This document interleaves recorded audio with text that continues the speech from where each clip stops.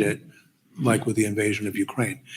So I think one of the lessons is that we need much greater information going to news consumers about the nature of the sources that they're encountering on these platforms.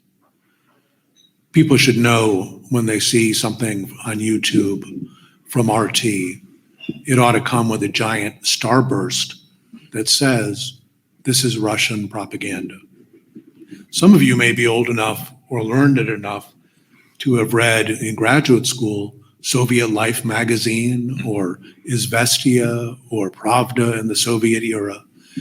In 1937, Congress passed a law called the Foreign Agent Registration Act, mostly these days invoked having to do with lobbying, but the original purpose was to protect news consumers in the US from Nazi and then Soviet propaganda.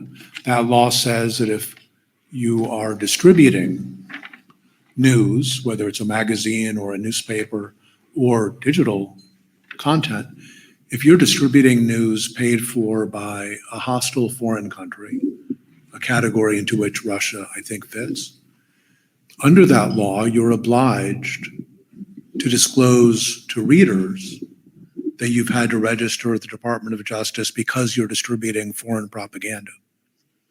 You may have noticed when you are on the internet, you're not getting starburst disclosures saying this news story is from a source of Russian or Chinese or Iranian disinformation.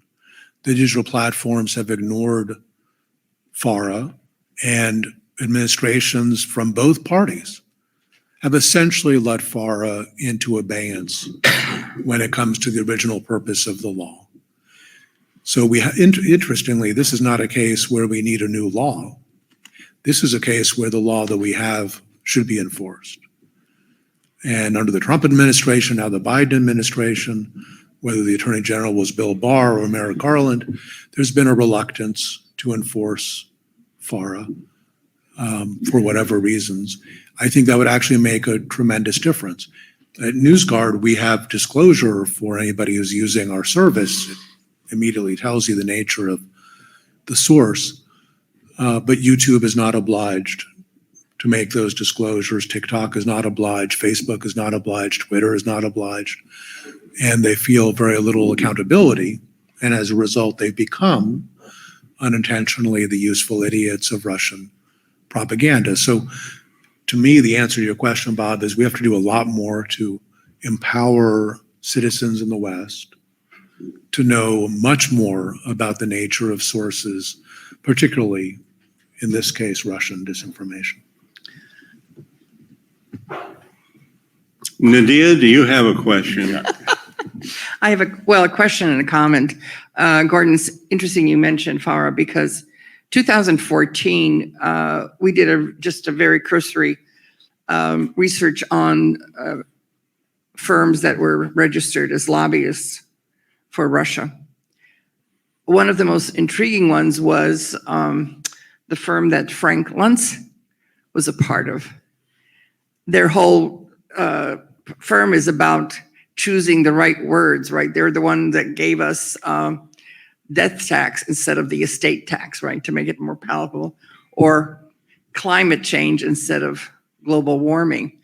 So the level of sophistication that the Russians are using really surprised me. Now to a question, is there any way to do regarding propaganda and disinformation sort of virtually like the Institute for the Study of War? I've looked at your report, where you said, but is there a way to put it in more user-friendly, or for the millennials, right, who want to see videos and things like that? Is there any way to, or are you pursuing the idea of that? Yeah. Well, I don't want to do a commercial for NewsGuard, but since you asked,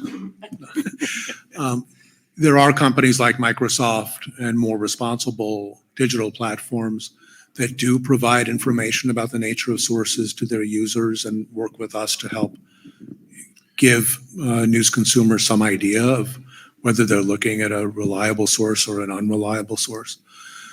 And I think probably this experience with Russian disinformation will accelerate that. But there's an awful lot of work to be done, and hundreds of millions of dollars have been spent by hostile foreign governments on their disinformation efforts. And you can't blame them. The digital platforms are open platforms. They've not exercised accountability in so many areas, not just foreign disinformation.